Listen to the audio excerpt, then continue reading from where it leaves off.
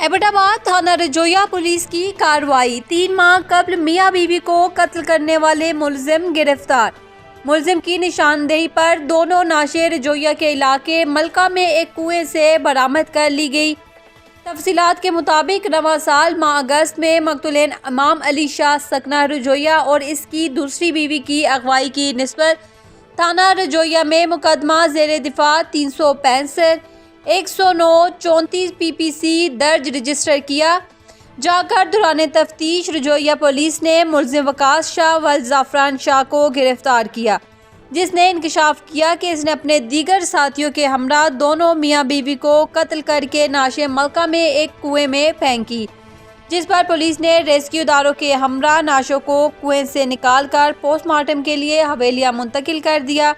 جبکہ مقدمے میں قتل کے دفعات کی ازائیدگی کر کے مزید تفتیش کا آغاز کر دیا گیا۔